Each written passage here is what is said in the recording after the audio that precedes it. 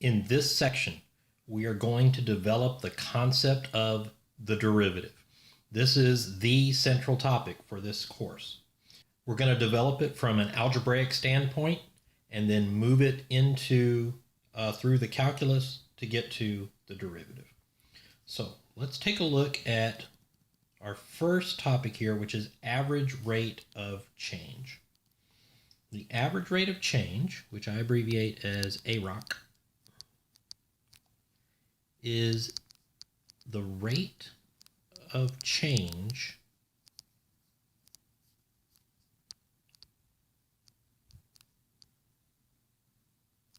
between 2 points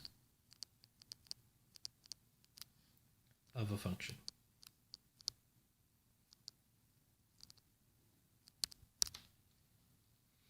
So let's suppose that we have a x value here. Let's call that x1. That has an accompanying y value of f of x1. And then over here, we have x2. And that has an accompanying y value of f of x2. So this is the function f here. And what we want, so what we want to look at is the slope of the line that passes through these 2 points. So I'm going to use the slope formula, and it's going to be the difference in the y's divided by the difference in the x's. So this is going to be f of x sub 2 minus f of x sub 1 over x sub 2 minus x sub 1. And that's the formula for the average rate of change. This line that goes through the 2 points is called a secant line. And so the average rate of change is equivalent to the slope of the secant line. And you may recall from high school geometry that a secant line on a circle was one that went through 2 points on the circle. So it's the same idea, but now just with a function. Now, what good is the average rate of change? Well, if you look at the curve, you can see how the curve changes. And it sort of rises a little bit here at the beginning from x1 as we're moving over to x2, and then it starts to increase the rate that it's changing, and it's getting higher and higher and higher at a sort of a faster rate. And that's fine, that's perfectly fine. What the average rate of change does is it tells me how fast the function is rising on average. In other words, if instead of the function curve being curvy, if it were a straight line, what would the slope of that straight line be? In other words, what rate would that straight line rise over distance? That's what the average rate of change is. It sort of levels everything out and says, if everything were uniform, what would it be? Let's look at an example. Example number 1. The total profit in thousands of dollars from laptops sold X weeks after a tech convention ended that introduced the new model is given by P of X is equal to 0.1 X squared plus 0.4 X. What is the total profit after 4 weeks? All right, total profit after 4 weeks would just be P of 4. And if you plug that into the function, you get 3.2. Now recall that profit is in thousands of dollars, so we want to turn this into actual money. And that would be $32,000 because 3.2 thousand is $3,200. Let's go ahead and mark that point on the curve right there. And you can see how that point is at 4, 3.2. Part B, what is the total profit after 10 weeks? So the profit is always rising, and so after 10 weeks, we plug in 10 into the function. We get 14, and that tells me that total profit was $14,000. And we mark that as well.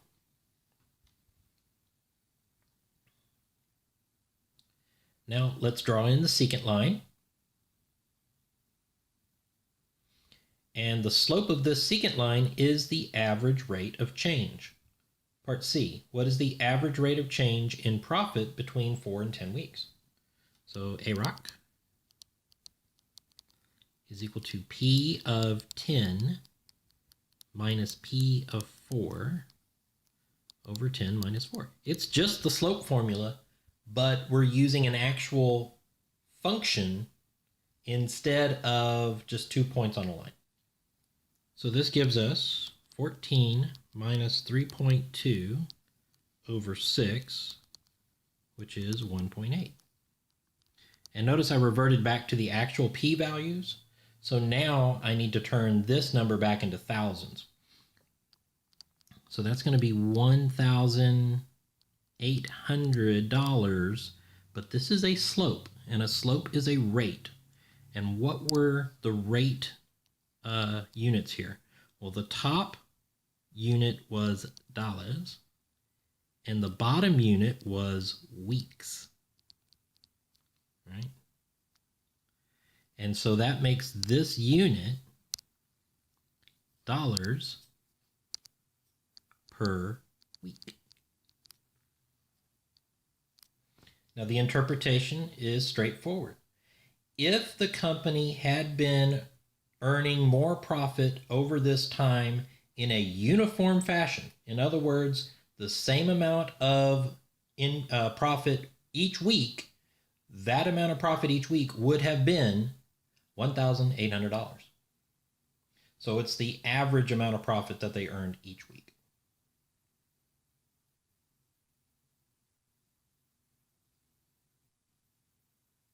Now let's look at a concept called the difference quotient. The difference quotient comes from the average rate of change. So we're going to have AROC is equal to f of x2 minus f of x1 over x2 minus x1. But now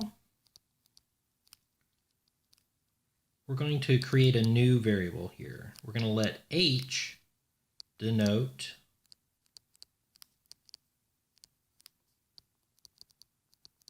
the distance between the x values.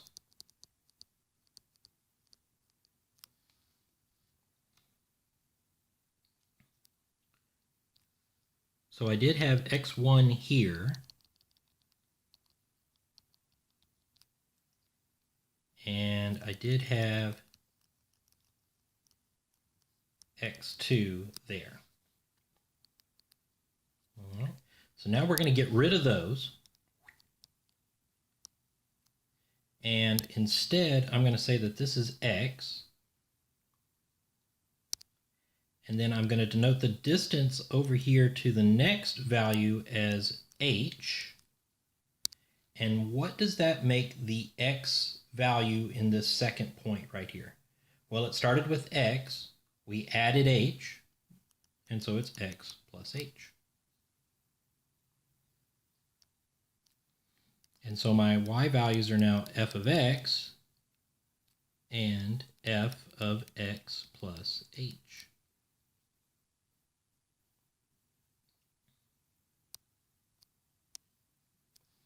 So let me continue now with the average rate of change and use our new symbols. So f of x2 is now f of x plus h. F of x1 is now just f of x. And the denominator is the difference in the x's, which is x plus h minus x. But wait a minute. The difference in the x's is just that h. So I'm going to rewrite the bottom as just h. And you can also see that this works out algebraically as well. Right? These x's here cancel, and that leaves me with just h. But this also goes to reinforce the meaning of what h stands for. H is the distance between those two x values. And this formula is called the difference quotient.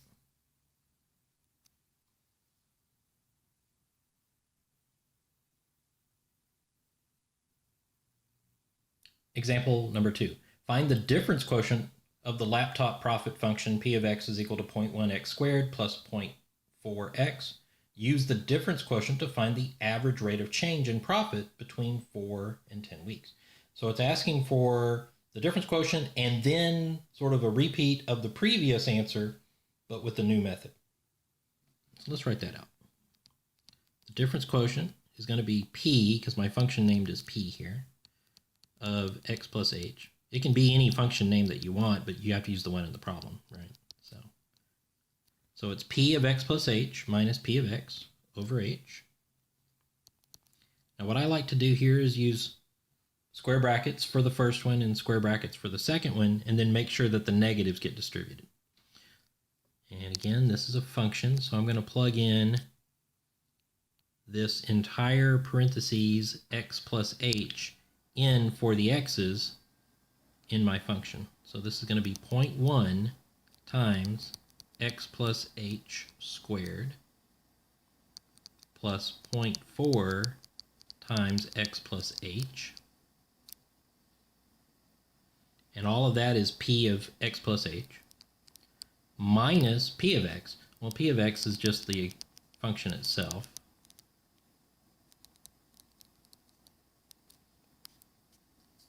And then all of that is over h. You have to carry this h through at all levels.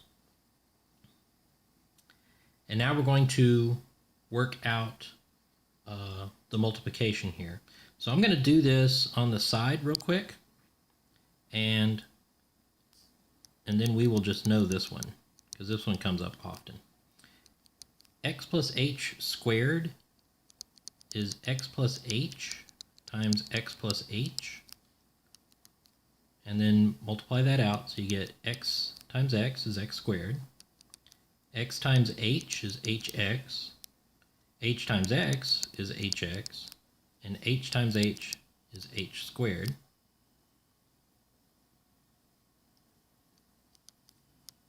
And then simplify to x squared plus 2hx plus h squared. So this is what you get when you square x plus h. What you do not get is x squared plus h squared, right? That's a no. Because you get this middle term. You have to remember this middle term, otherwise things are going to go awry.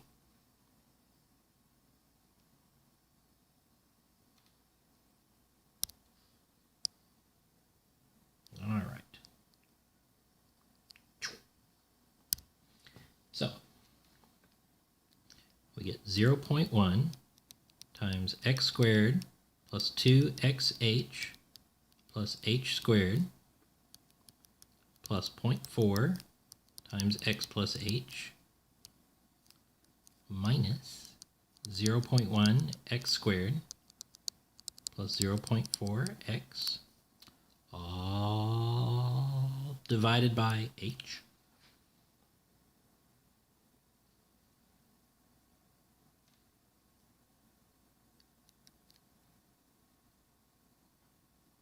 And now we distribute.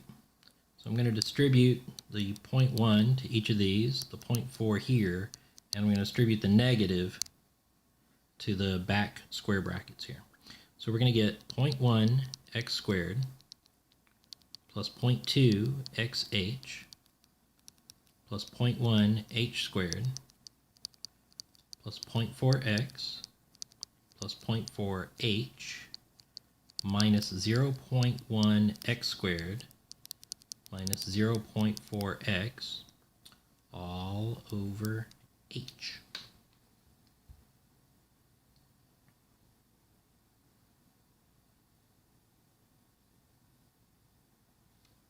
Now there are two things that happen when you compute a difference quotient with a polynomial like x squareds and x's and stuff. That if you've done this correctly, these two things will always happen. The first of those things is that any term that came from the regular part of the function, p of x, f of x, whatever, any term that came from that will cancel with stuff in the beginning. So yes, negative 0.1x squared cancels with positive 0.1x squared. And negative 0.4x cancels with positive 0.4x. So that's the first thing. I was able to cancel every term from that part of the difference quotient. That leaves me with 0.2xh plus 0.1h squared plus 0.4h divided by h.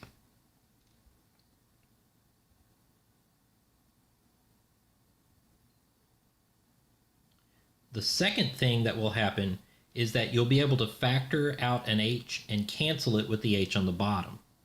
So we're going to have we have an h in each of these three terms here. So I'm going to factor out the h. That leaves me with 0.2x plus 0.1h plus 0.4 divided by h.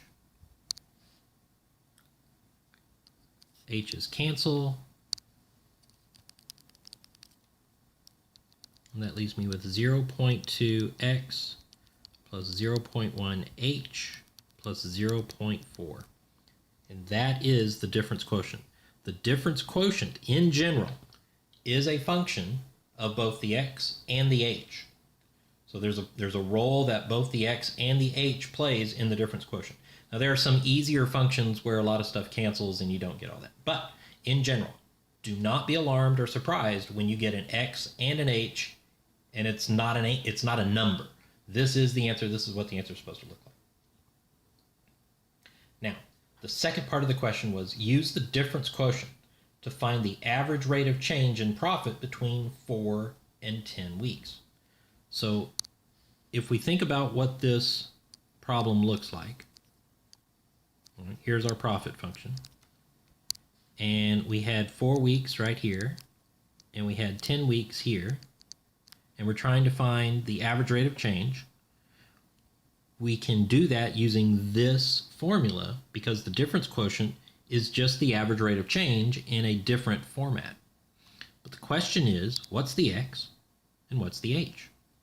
Well, the x is going to be the initial number, so the x is going to be 4. But h was the distance over to the next number.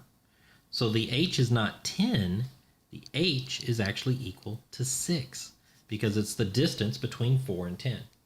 So the h is the difference in the x's.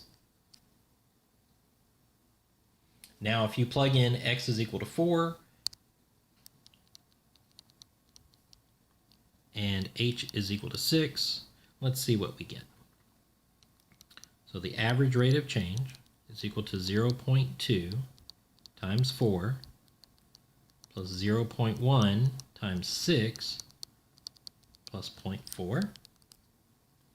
This is equal to 0.8 plus 0.6 plus 0.4, which is 1.8, exactly the same answer as before.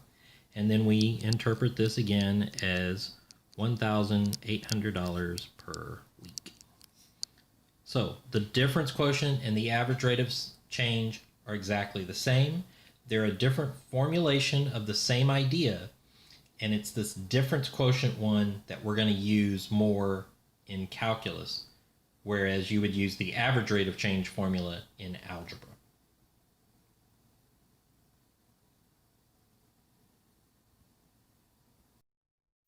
To develop the derivative, start with the difference quotient. Label this point P with x-coordinate x, and this point Q with x-coordinate x plus h, with h equal to the x distance between the 2 points. Now we draw in the secant line between points P and Q. The slope of this line is the average rate of change. But now we are interested in the instantaneous rate of change at point P. It is the rate of change at a single point. But how can you find the slope if you only have one point? We're going to use this trick here. We're going to move point Q closer and closer to P and observe what happens to the difference quotient. We're doing this by lowering the value of H. H is contracting and Q is moving closer and closer to P. We would like the distance between P and Q to be 0, which would mean H is equal to 0. But the difference quotient has an H in the denominator, so we can't let that be equal to 0. What do we normally do when we want the variable to take on a value that produces a 0 in the denominator? We take the limit. This produces the derivative. The symbol for derivative is f prime of x, and it is equal to the limit as h goes to 0 of f of x plus h minus f of x over h. As for the secant lines, you can see that the limit produces the tangent line. You may recall from geometry that a tangent line to a circle was a line that touched the circle in exactly one point. And there you have it. The derivative is the limit of the slopes of the secant lines, which is the slope of the tangent line. It is the limit of the average rate of change as it contracts down to one point, which we call the instantaneous rate of change.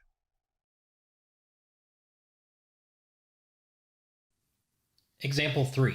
Find the instantaneous rate of change in the laptop profit function at 4 weeks. So this is how it differs from the average rate of change. We are only going to find it at a single point, at 4 weeks. Now the instantaneous rate of change is the derivative, and the derivative, this function is a p, so let's use p prime of x, which is the limit as h goes to 0 of p of x plus h minus p of x over h. But this piece is the difference quotient, and we've already figured out what that is. So we're going to go ahead and continue on from that point. So I want to make sure you understand that we're sort of jumping into the middle of a problem as we're developing it and going through the process. Some of these problems are a little bit longer than what we're making it seem here. Now the difference quotient from above was 0.2x plus 0.1h plus 0.4. Let's take the limit as h goes to 0. We've already simplified everything by getting rid of the h in the denominator. So now we just plug in h goes to 0. So we're going to get 0.2x plus 0.1 times 0, there's the h, plus 0.4, and that gives me 0.2x plus 0.4. This is the derivative.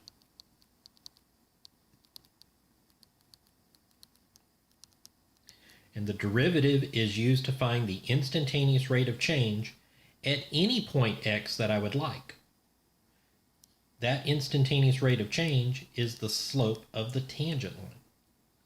Now in this problem, we're asking for it at 4 weeks.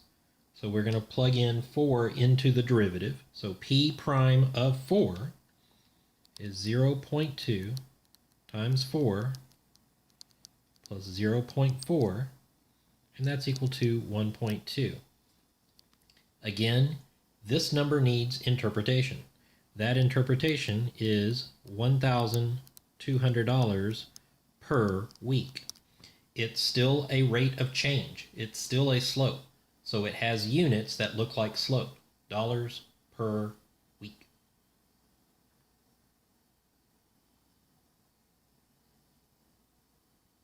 Example number 4. The daily cost function for manufacturing X cell phones is C of X is equal to 3,000 plus 260X minus X squared for x between 0 and 120. Find c prime of x, then find the values of c of 20 and c prime of 20 and interpret. So let's start with the derivative, c prime of x. That is defined to be the limit as h goes to 0 of c of x plus h minus c of x over h. This is equal to the limit as h goes to 0. And now let's do the c of x plus h part. So I'm going to plug in x plus h for these x's right here. So this is 3,000 plus 260 times x plus h minus x plus h squared. Next we do the c of x. So minus c of x is 3,000 plus 260x minus x squared, all over h.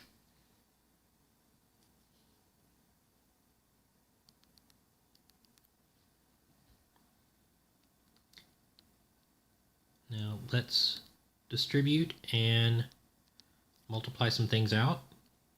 So we're going to get 3,000 plus 260x plus 260h. Recall that x plus h squared is x squared plus 2xh plus h squared. I'm going to distribute the negative to that term at this time. So it's negative x squared minus 2xh minus h squared. The negative distributes to all three terms. Minus 3,000 minus 260x plus x squared divided by h. Now remember what I said earlier. You can cancel everything from the c of x part. So the 3,000 cancels, the 260x cancels, and the x squared cancels. That leaves us with 260h minus 2xh minus h squared over h.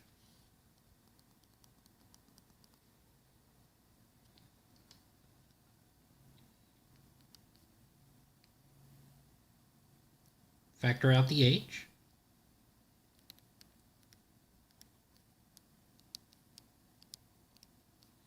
We get h times 260 minus 2x minus h over h. H's cancel. That leaves me with the limit as h goes to 0 of 260 minus 2x minus h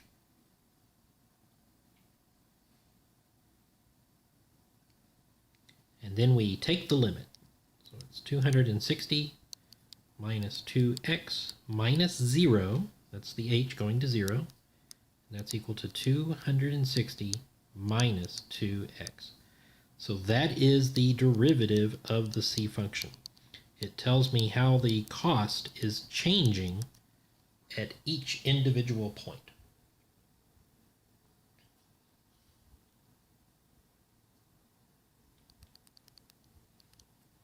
Now, let's evaluate the numbers. So the first one was, what was the value of c of 20? This one is the regular function. It doesn't say c prime. It's the regular cost function. So this is going to be 3,000 plus 260 times 20 minus 20 squared. If you work that out, you get 7,800. And now you have to think about what the units are. Well, this is a cost function, so the units are just straight dollars. It is not a rate. It is regular dollars. It is how much it cost. Let's write that out. It cost $7,800 to manufacture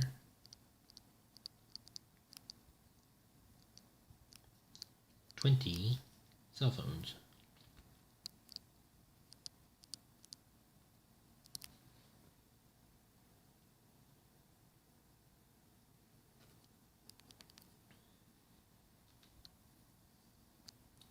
And now C prime of 20.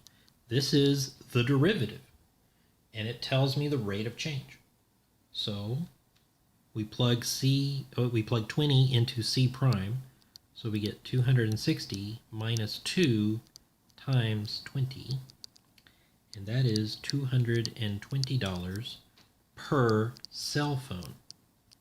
That is a rate, because the derivative represents a rate of change. So it has to have units that are representatives of rates and slopes. And what does that mean?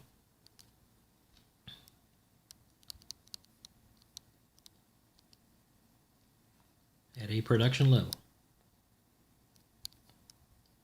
of 20 cell phones,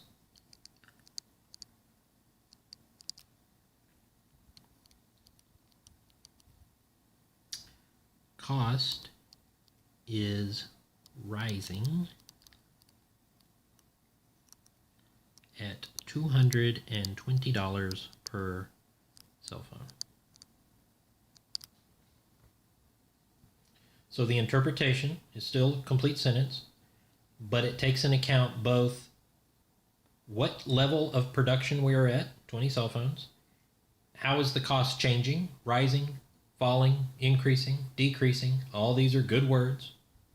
And then at what rate. So it's increasing at a rate of $220 per cell phone.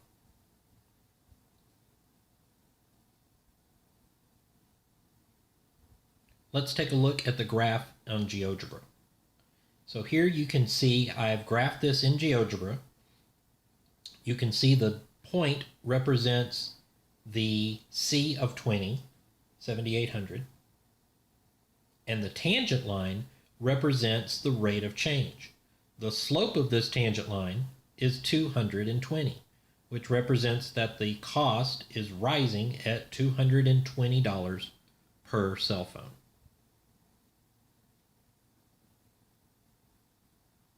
Example number 5. Find the equation of the tangent line to f of x is equal to the square root of x at x equals 25. So if we want the equation of the tangent line, then we're going to need a slope and we're going to need a point. Well, because it's the tangent line, that tells me that the slope is going to come from the derivative, f prime. And the point is going to come from the regular function values. So first we need to find the derivative.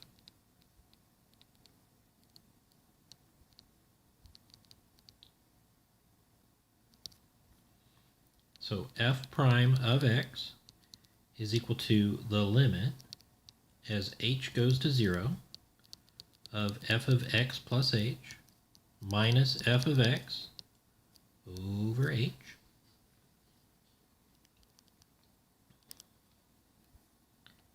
This is going to be equal to the limit as h goes to 0. And now we're going to plug in the whole parentheses and the x plus h into the function. The function is the square root function. So that means it's going to be the square root of x plus h. All of that inside the square root, because that's where the x was in the function. Minus f of x, which is just the square root of x, over h. So looking back now, I really don't need these parentheses, so I'm going to go ahead and get rid of them. Just like that. And now what do? We still can't plug in h goes to 0 because there's a 0 on the bottom. So I got to do something here. The technique we're going to use here is to multiply by the conjugate.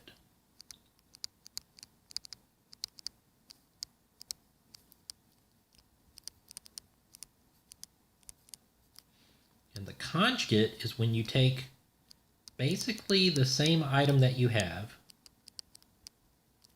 and you change the sign in the middle. So the negative goes from negative to positive. Now you can't just willy-nilly start multiplying by square roots of x's and h's and things like that. What number can you multiply by and not change the value of the expression? The answer is 1.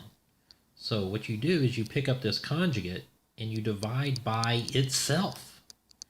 That has a value of 1, so you're not really changing the problem, and you can create a new form that's going to work out a whole lot better for us. All right, let's multiply this out. So the square root of x plus h times the square root of x plus h is just x plus h. The square root of x plus h times the square root of x is the square root of x plus h times the square root of x. Negative square root of x times the square root of x plus h is negative square root of x plus h times square root of x.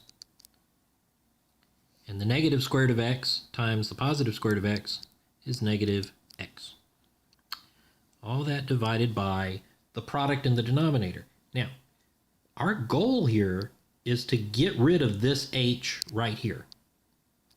So it doesn't make any sense to multiply that h into this other stuff because I'm trying to get rid of it. So if you did that, you're just going to have to factor it out later. So I'm going to leave it alone while I continue the process here. All right. Do we have stuff that cancels? You bet. The square root of x plus h times the square root of x has both a positive and a negative, so they cancel. The negative x cancels with this positive x over here. And that leaves a very meager numerator. So it's the limit as h goes to 0 of h over h times the square root of x plus h plus the square root of x. H's cancel. Leaves me with the limit as h goes to 0. I need something in the top to hold that place there, so I'm going to put a 1. I don't need parentheses anymore because there's nothing else on the outside to multiply by. So it's the square root of x plus h plus the square root of x. Now, we no longer have the factor of an h in the denominator. We have an h there still, but it's not going to cause the denominator to go to 0, so we can evaluate the limit. And we get 1 over the square root of x plus 0 plus the square root of x. That simplifies to the square root of x plus the square root of x. And 1 square root of x plus another square root of x is 2 square roots of x. So the derivative is actually 1 over 2 square roots of x. That is the derivative. The derivative is the function that gives me the slope at a certain point. That particular point in this problem is x equals 25. So to find the slope, I'm going to do f prime of 25. That's equal to 1 over 2 square root of 25,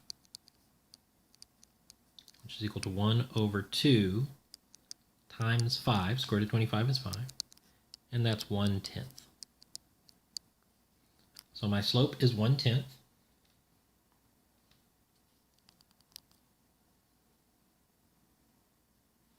Now I need the actual point on the curve.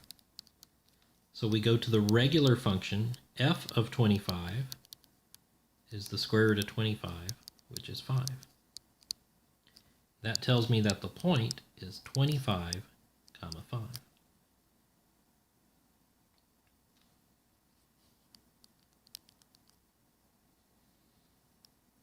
And now we find the equation of the tangent line. So we're going to use y equals mx plus b. Y is equal to 5.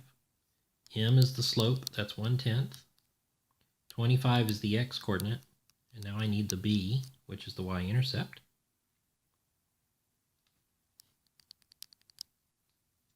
So we get 5 is equal to 25 over 10 reduces to 5 halves, and then we have the b.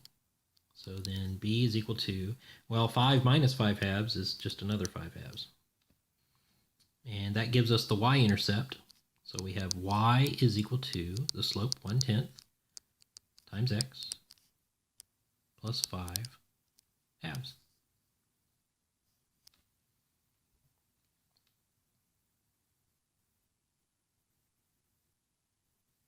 Example number 6. Find the equation of the tangent line to f of x is equal to 1 over x, where x is equal to 3. So again, we follow the same thing. We want the equation of the tangent line. So we want the slope, which comes from the derivative. And we also need a point, which comes from the function itself. So number 1, find derivative.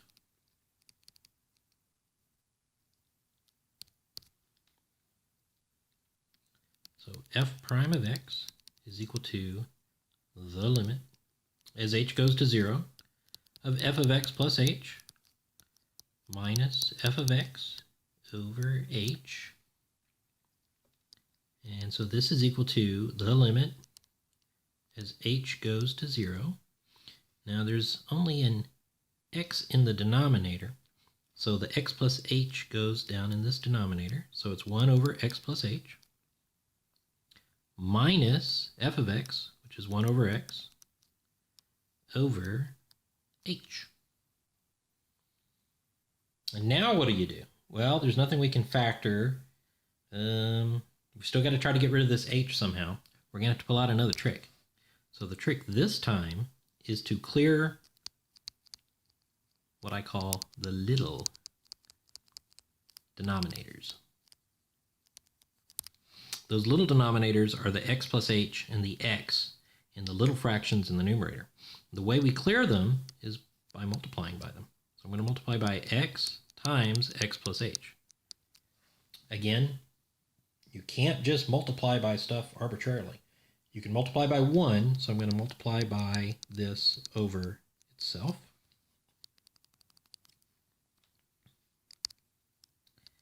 And let's see what happens. So we have the limit as h goes to 0. I'm going to distribute both the x and the x plus h to this left term. The x plus h terms cancel, but it leaves me with just the x. The x and the x plus h distribute to the 1 over x term. The x's cancel, and it leaves me with the x plus h term. That needs to go in parentheses because it's affected by the negative. Same as before, I'm trying to get rid of this h in the bottom, and there's no use in multiplying the h into all these other things. So I'm just going to leave it. Now we simplify. We get the limit as h goes to 0 of x, distribute the negative, minus x minus h over h times x plus h.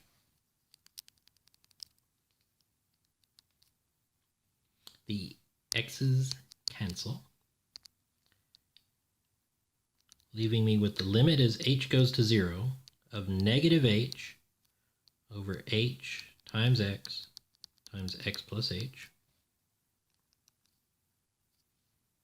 And now, since h and the negative are the only things on top, now I can cancel the h's. I couldn't cancel them before because they were being added to some other things, but now I can cancel. That leaves me with the limit as h goes to 0 of negative 1 over x times x plus h. Now that I got rid of the h factor in the denominator, we take the limit. So we get negative 1 over x times x plus, h goes to 0, and that's equal to negative 1 over x times x, which is x squared in the bottom. So it's negative 1 over x squared. And that is the derivative of 1 over x. To find the slope,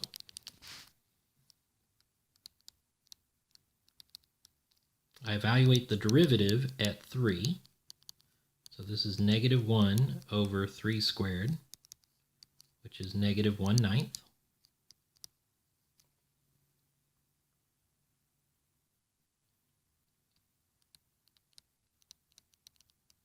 To find the point, I evaluate f of 3, and that's just 1/3.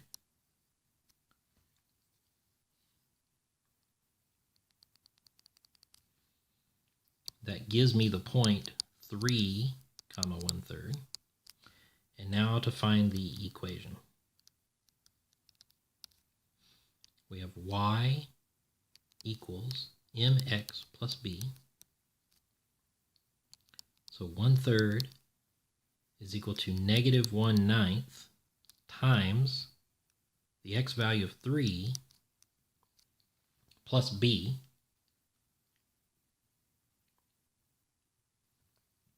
That's 1/3 is equal to negative 1/3 plus b. And if you move the negative 1/3 over, it becomes positive, adds to the other 1/3, and you get b is equal to 2/3. So the equation of the tangent line to 1 over x at x equals 3 is y equals negative 1/9 times x plus 2/3.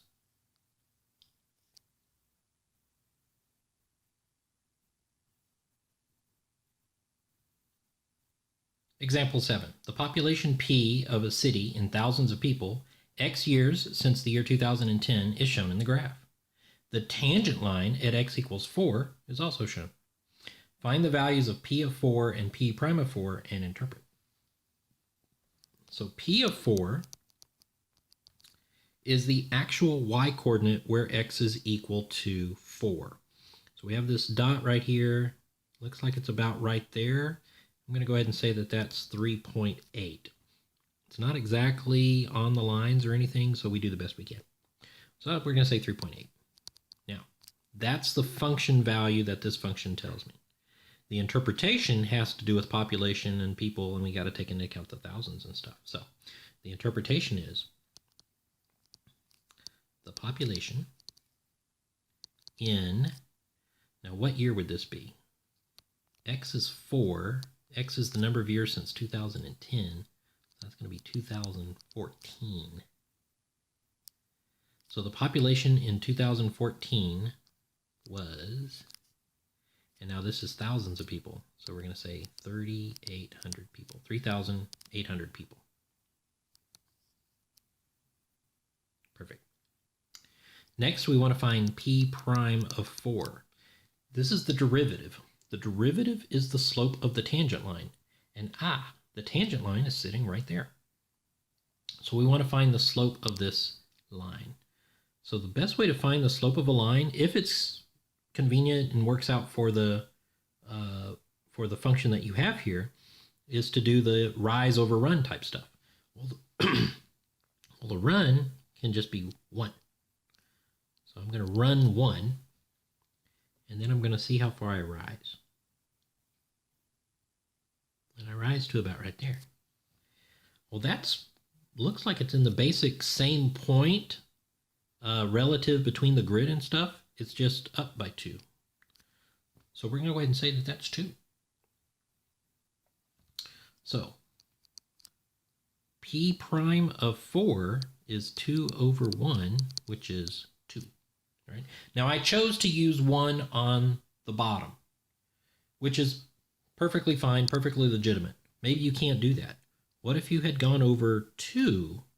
Then what would you have done? Well, then you would have gone up to where you intersect the tangent line again. Oops, here we go. Right there. And now how far is that? So now this one goes over 2, but it goes up 4. Well, that would be 4 over 2, which is also 2. So it doesn't matter on what interval you go over, you're still going to end up with the same slope because you're going to have to divide rise over run. You're going to end up with a 2 any way you cut this one. Now, what does that 2 mean? So we need to interpret this into a number. So this is the y over the x. The y was thousands of people, so this is 2,000 people per, and then x is the number of years, so it's per year. So the interpretation is the population of the city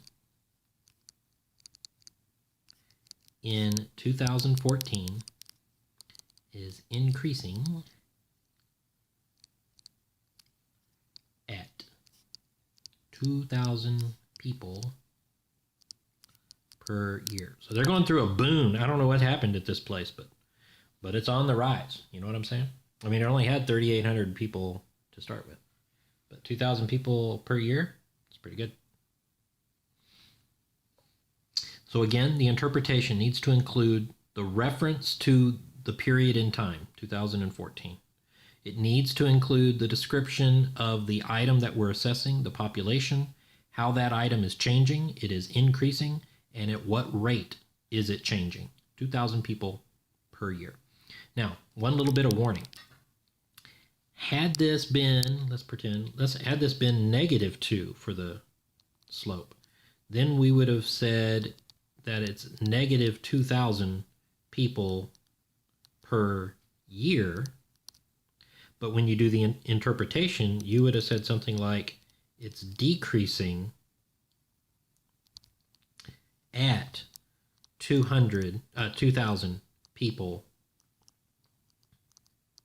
per year. The point I'm trying to make here is that you would not include the negative sign here. No negative. Because the negative is taken care of by the description. You use the words to indicate whether it's rising, falling, increasing, or decreasing, and then you use the positive version of the number in the description.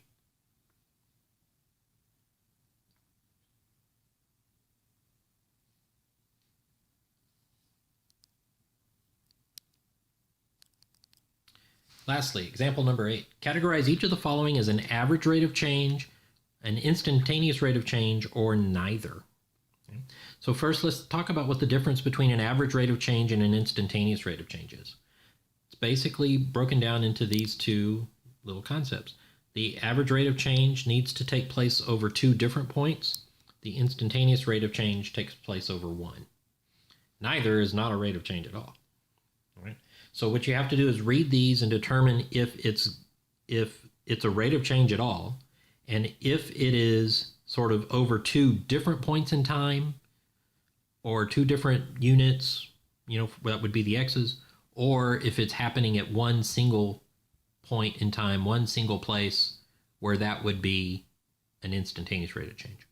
Go ahead and pause the video, give these a go, and see what you can determine, and then check the answers by resuming.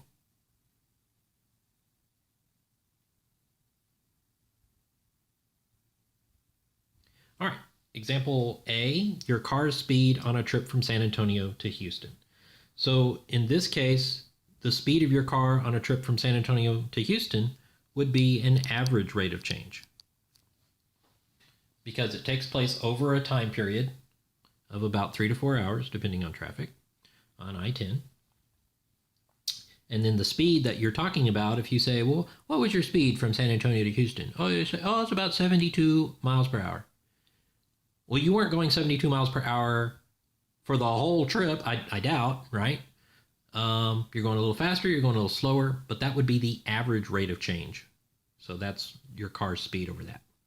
B, your car's speed when you hit the Katy city limits on the trip from San Antonio to Houston. Well, that is a single moment in time. You hit the Katy city limits at that moment in time. And so whatever your speed is at that point, that's your average, that's your instantaneous rate of change. C, the distance traveled between San Antonio and Houston. That's not a rate, that's just miles. So that's a no. D, how fast the dam is releasing water at 8 p.m. today. So the dam is releasing water. How fast indicates a rate, and it's at a single moment in time, 8 p.m. So that is IROC, instantaneous rate of change. E, the total amount of water released over the last 24 hours. That is just a quantity. It's just the number of gallons. It's not a rate, so that's a no. And F, how fast the dam released water over the last 24-hour period. That is a rate, but it happened over a span of time, so that would be the average rate of change. So remember, if you want average rate of change, it's very simple, just straight slope formulas. But if you want instantaneous rates of change, you need the derivative. All right, that's it for now. Thanks for watching.